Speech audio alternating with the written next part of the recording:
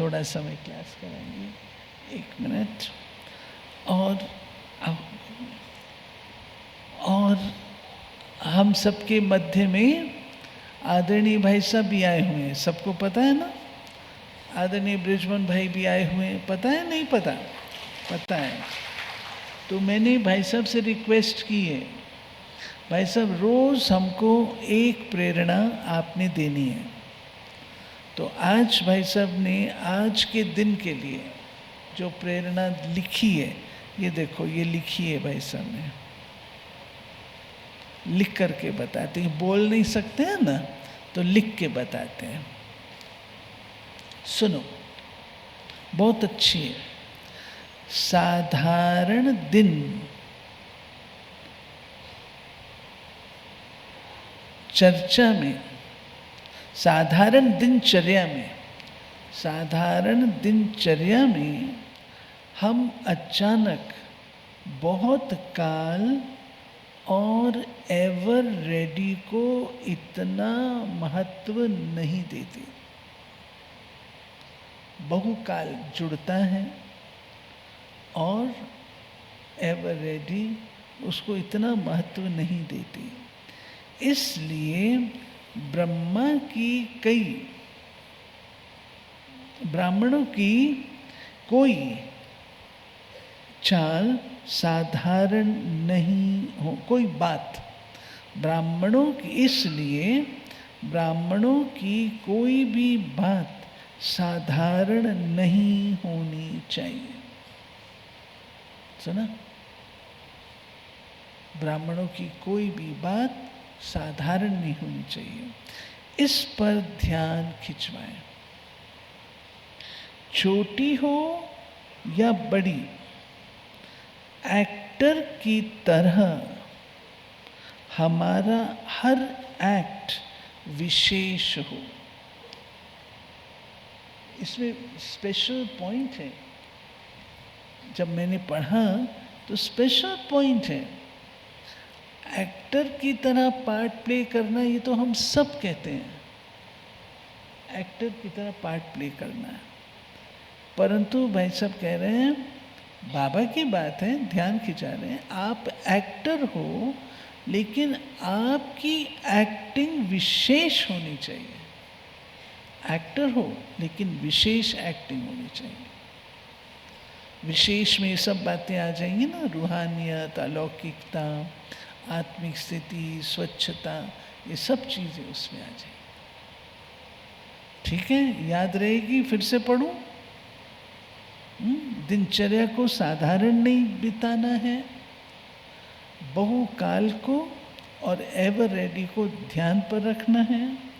हमारी चाल साधारण नहीं होनी चाहिए, और चाहे छोटी एक्टिविटी हो या बड़ी हो, कोई भी एक्टिविटी हो, वो एक्टिंग हमारी विशेष होनी चाहिए।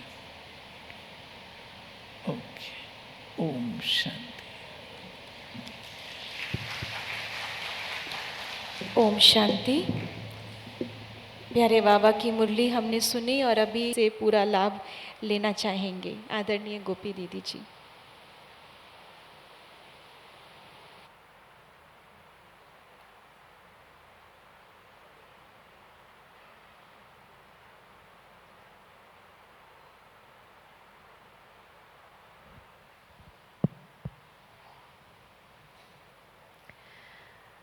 ओम शांति।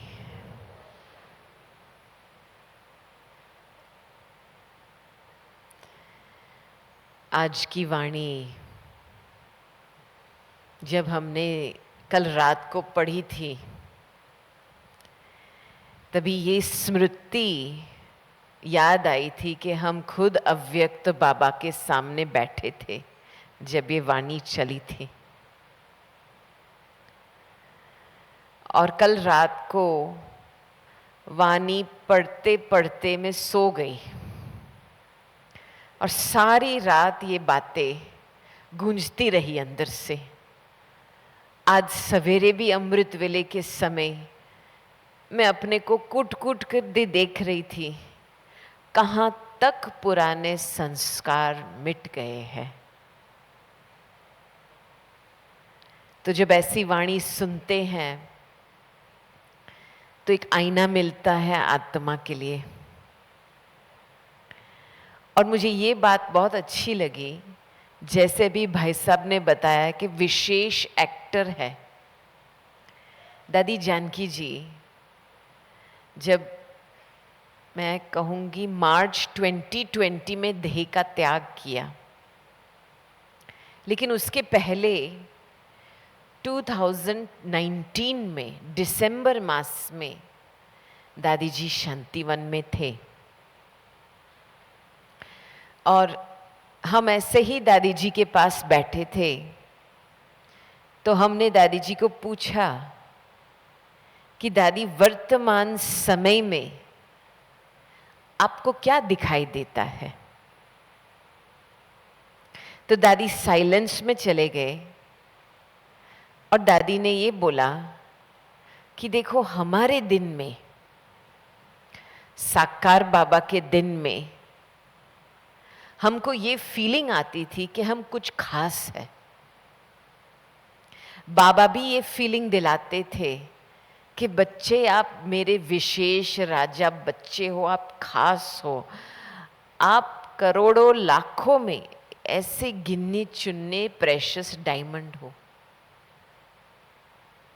तो बाबा ये पाठ पक्का कराता था बच्चों को कि बच्चे, जैसे आप सवेरे उठो,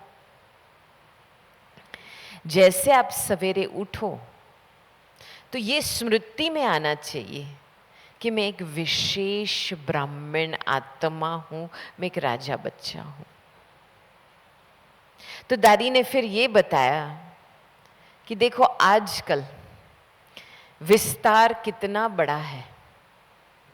विस्तार बढ़ते बढ़ते उसमें साधारणता आ गई है, और साधारणता के कारण व्यर्थ बढ़ता है, व्यर्थ का बोझा बढ़ता है। क्योंकि साधारण रूप से व्यवहार, जैसे कहते हैं ना, फेमिलियरिटी में आकर के व्यवहार, ज्यादातर बोलना, ज्यादातर कई बात का कमेंट करना, बाहर मुखता में आना, ये सारी छोटी छोटी बातें में जिसमें हम कहेंगे हम लूज रहते हैं, उसमें किस तरीके से हमारी टाइम एनर्जी व्यर्थ जाता है, उसका हम चेकिंग नहीं करते हैं। तो सूक्ष्म रीति से वो व्यर्थ का बोझा बढ़ता है, और व्यर्थ का बोझा बढ़ने के निशानी ये है कि वो बोझा शरीर का बैलेंस को अफेक्ट करता है। छोटी छोटी बातों में फिर भोगना पड़ेगा। सीढ़ी चढ़ेंगे, चक्कर आएंगे, सवेरे एक दिन उठेंगे, अचानक बुखार हो जाएगा, पता नहीं क्यों है। आज जैसे बस मूड ऑफ है, डल लगते हैं, कुछ ऐसे पता नहीं, अच्छा ही कुछ नहीं लगता है। ये सब क्यों होता है?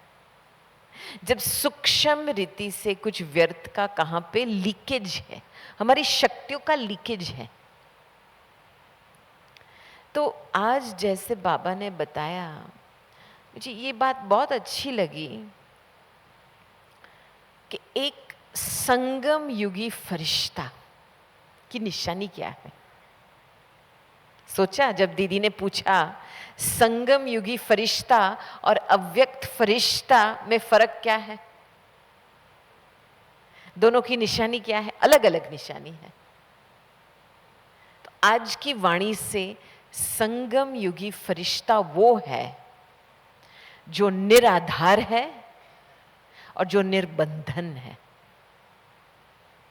जो बंधन मुक्त है।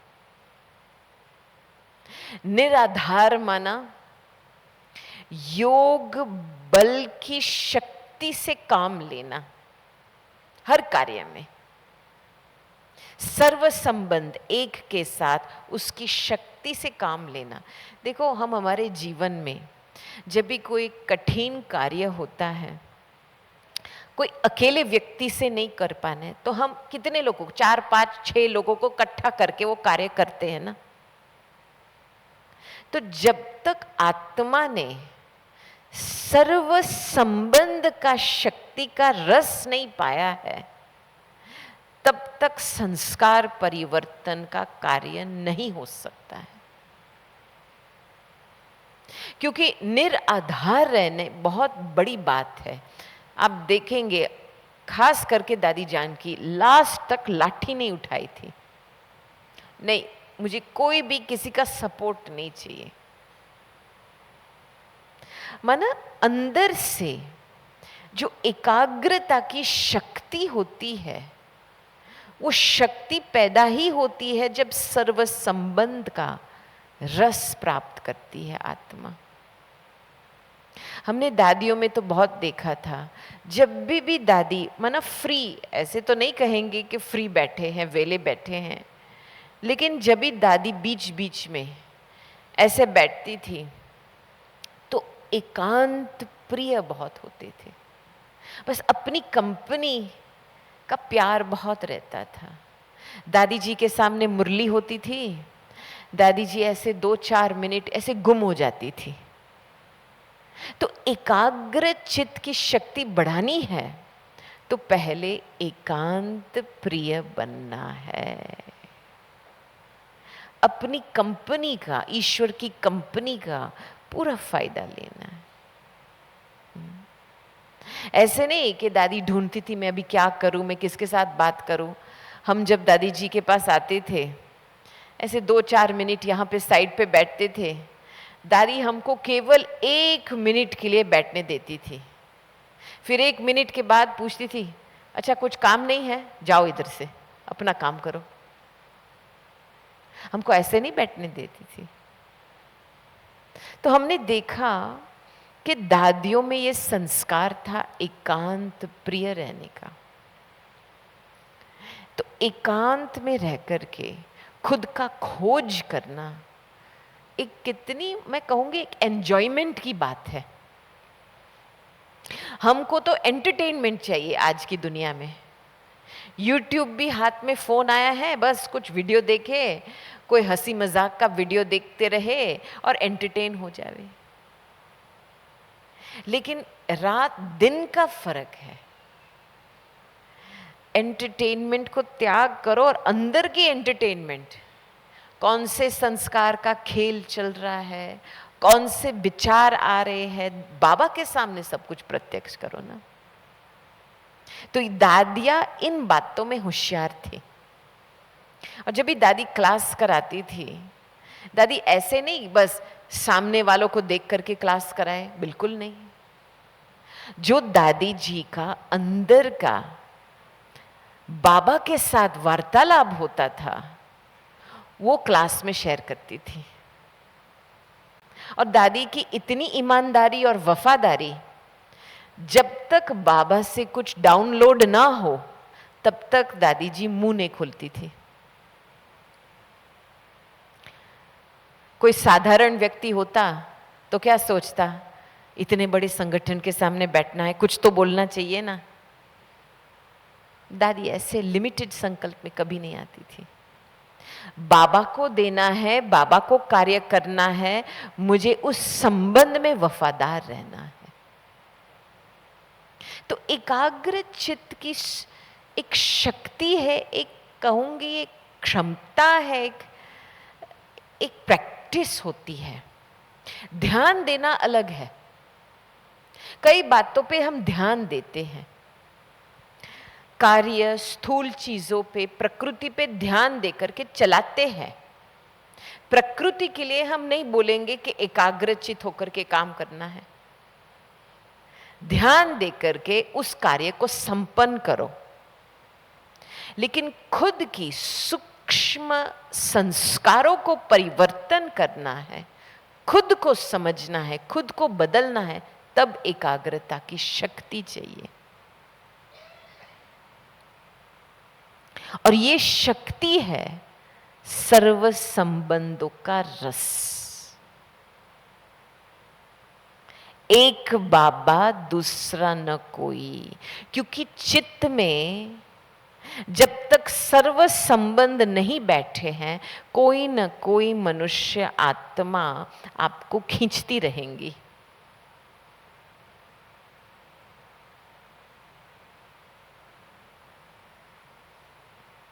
और ये जो स्लोगन है, एक बाप दूसरा ना कोई, उसके बजाय स्लोगन क्या बनता है? वन बाबा एंड नन अदर, इंग्लिश में। लेकिन वो परिवर्तन होकर के क्या बन जाता है?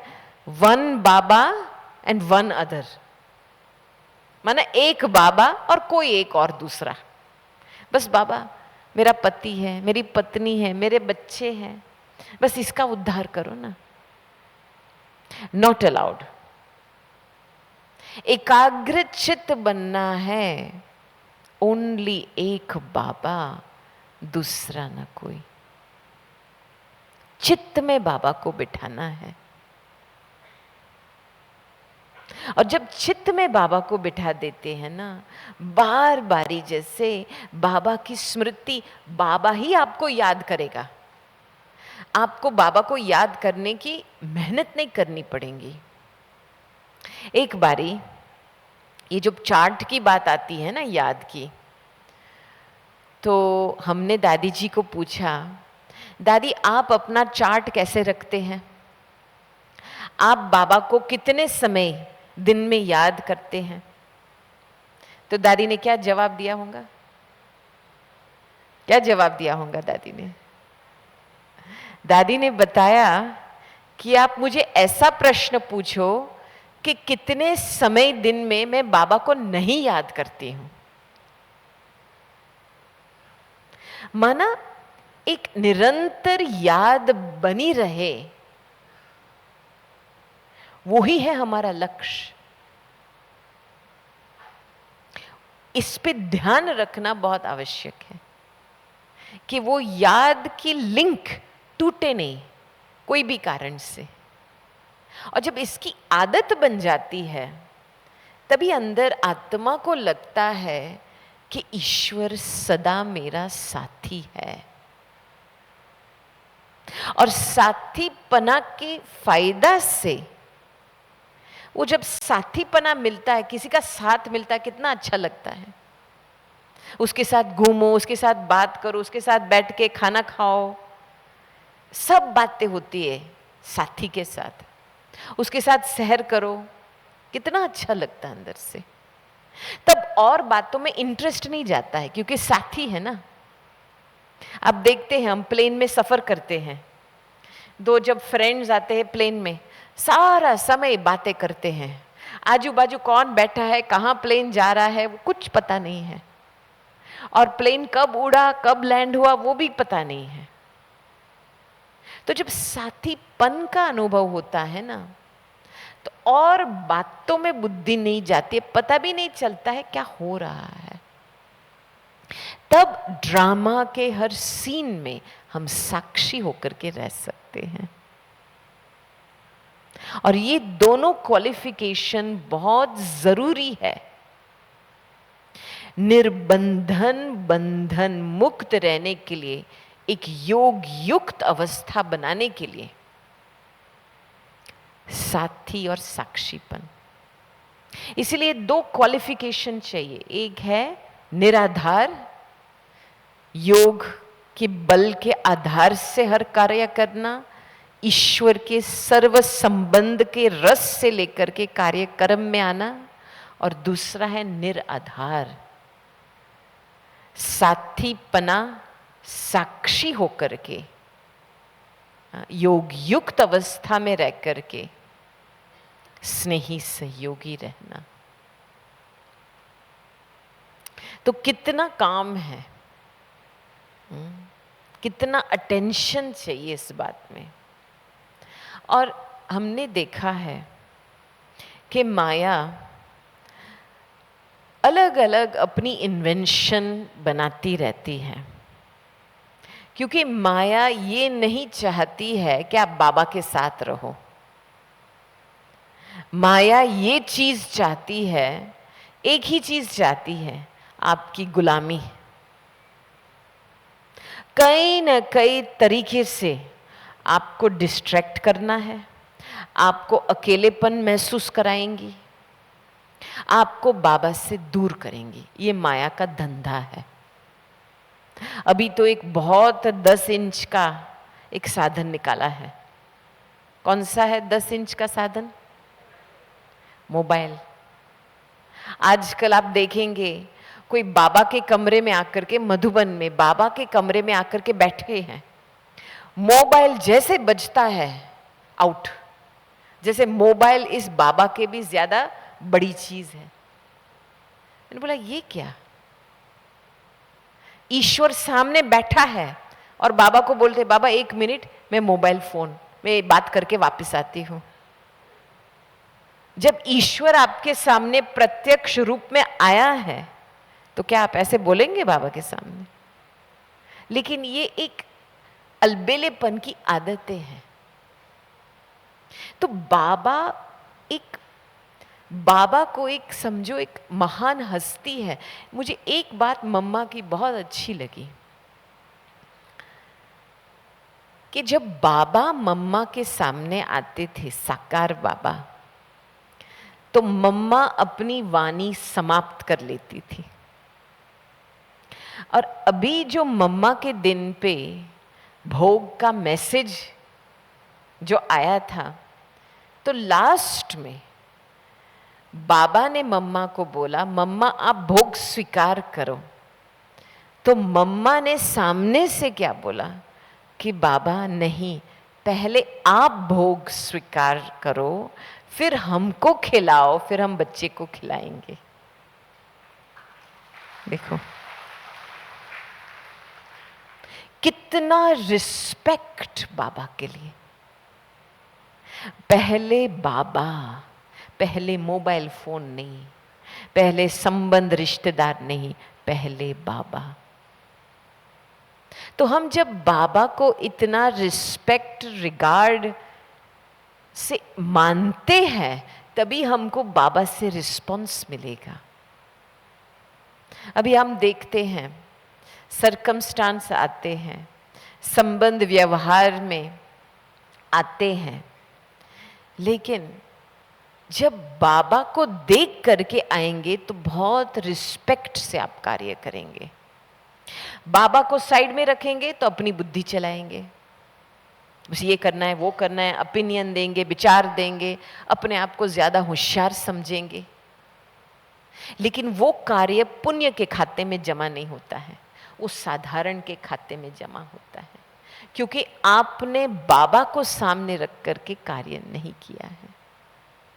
हम देखते थे ना दादियों को, दादी ऐसे साधारण रूप से नहीं चलते थे।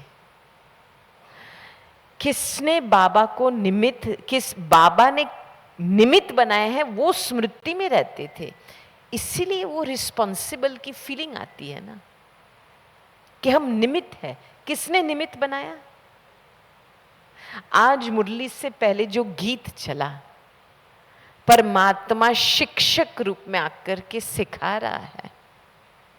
मम्मा ने थोड़े समय में अपनी कर्मातीत अवस्था प्राप्त की।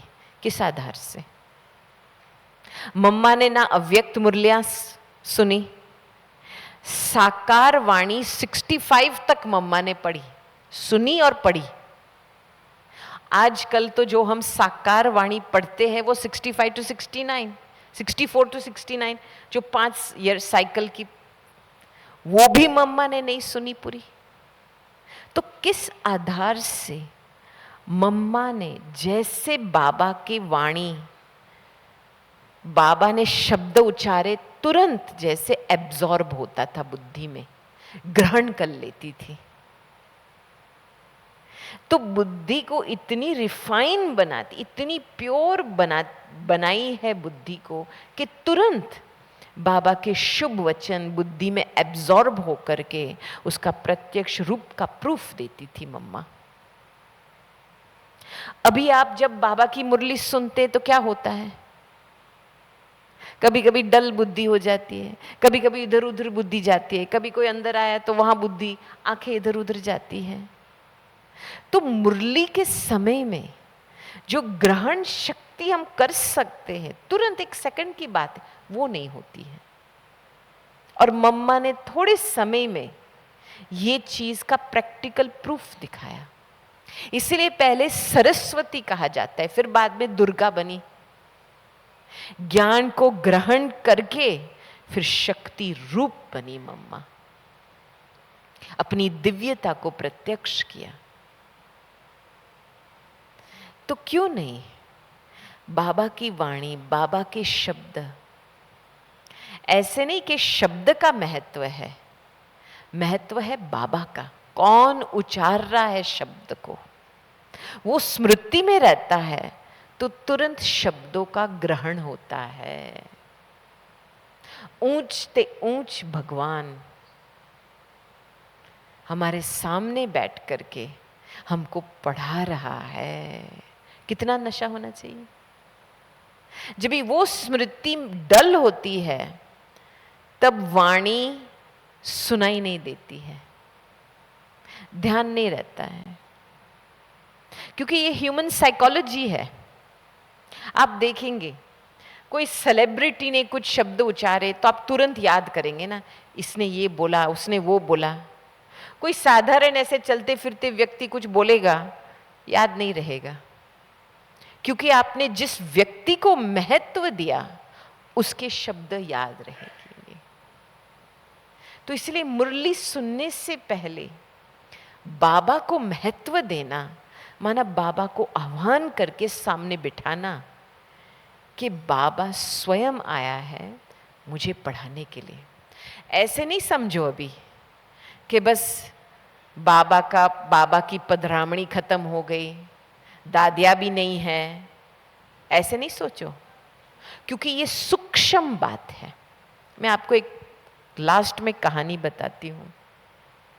एक बहुत पुरानी हमारी लंदन में एक माता जी है, उसका पूरा परिवार ज्ञान में है। 75 से लेकर के उसने गुलजार दादी जी से ज्ञान लिया था,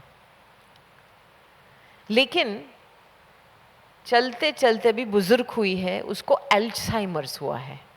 अल्जाइमर्स में पता है ना, वो जो मन की बीमारी, जब सब कुछ भूल जाते हैं, सामने वाली व्यक्ति भूल जाते हैं, अभी जो कुछ किया है, खाना खाती है थोड़ी देर के बाद भूल जाती है मैंने कुछ खाना खाया, तो एक बीमारी होती है।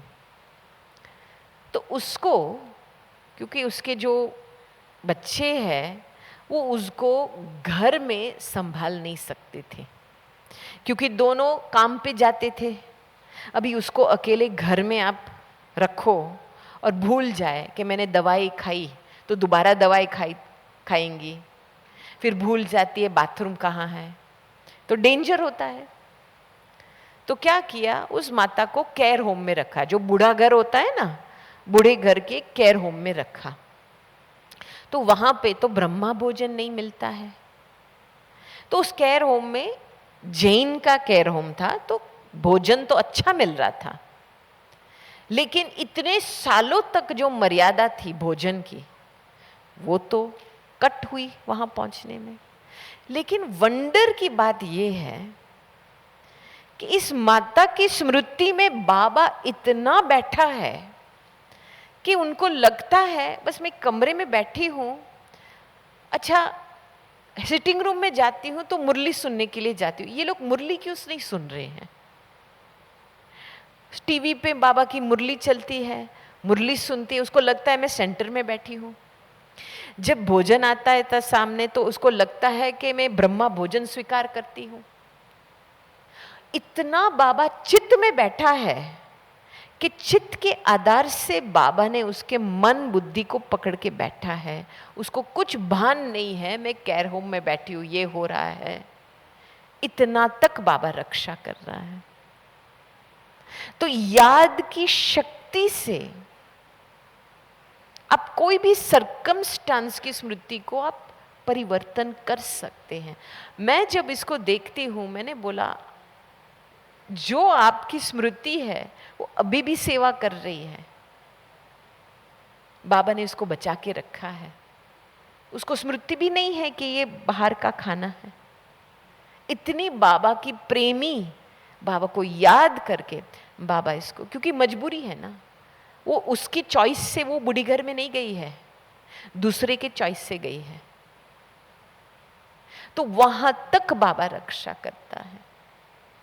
तो इसीलिए हम तो अभी हमारी चॉइस से घर में बैठे हैं, खाना खा रहे हैं, तो बाबा की याद में कोई भी चीज स्वीकार करेंगे तो ऑटोमेटिकली बाबा रिस्पॉन्सिबल है। ओके, आप सभी को मिलकर के बहुत खुशी हुई, और जिस भट्ठी के लक्ष्य लेकर के आप आए हैं, हमारी ये शुभ आशा है कि दृढ़ संकल्प रख करके उस लक्ष्य को पूरा करो यहाँ जाने से पहले, ताकि वो लक्षण लेकर के वापस जाओ और वो लक्षण का बहुत आपके आगे के पुरुषार्थ में उन्नति के लिए बहुत ही मदद मिलेंगी। ओम शांति। ओम शांति। आपकी ताली में दम नहीं है, दीदी ने इतनी